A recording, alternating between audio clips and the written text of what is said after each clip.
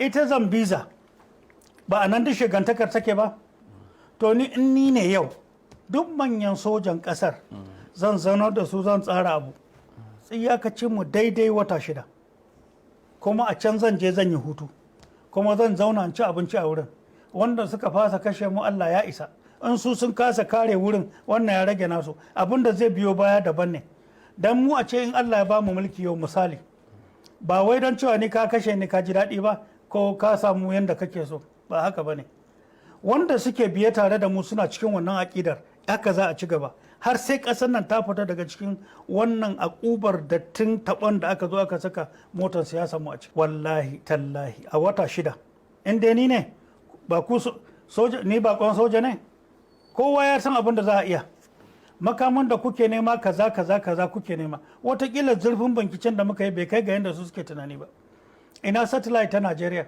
duk shagantaka ce ake koya yara ƙanana ranar da zan yi maganar satellite ta Najeriya za ka ji akwai manyan da suka san inda take yi mun binciko ni na san inda take.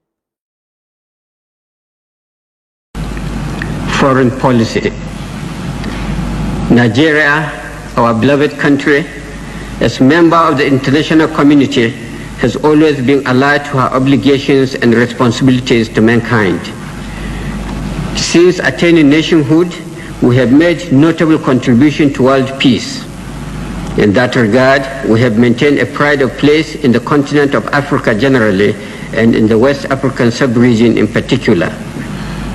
We made considerable contribution towards eradicating colonial rule and racial oppression, particularly apartheid in Africa.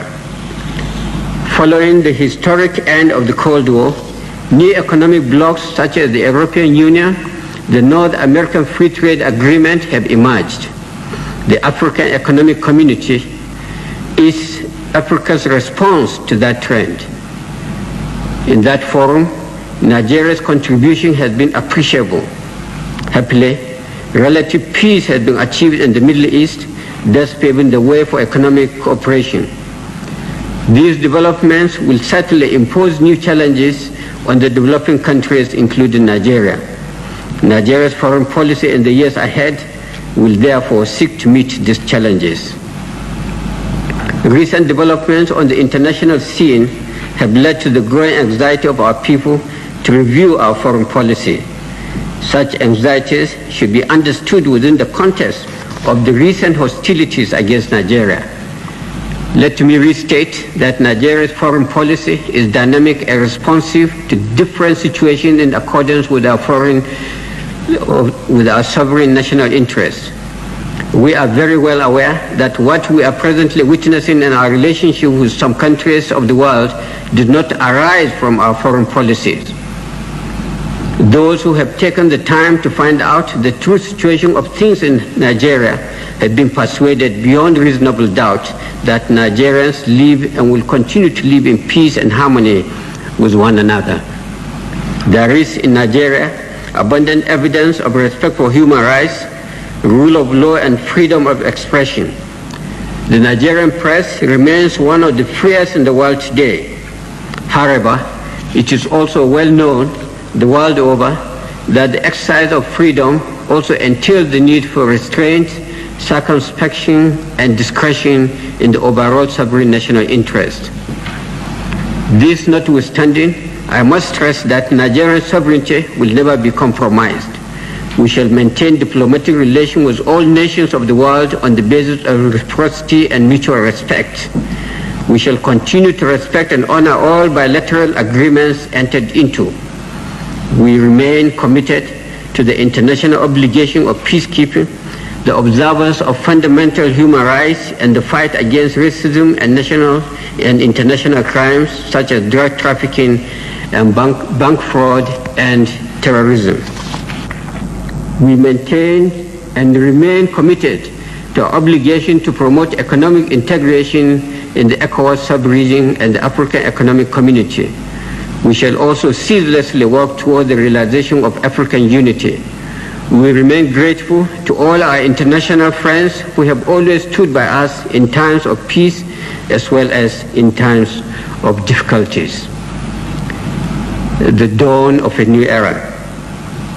Fellow Nigerians, our nation has turned a new chapter of its history. We are all required more than ever before to apply a greater sense of patriotism, hard work, and unity. Let us therefore leave no stone unturned during the period of transition to lay the foundation for an enduring democracy and prosperity. The answers to our problems lie here at home.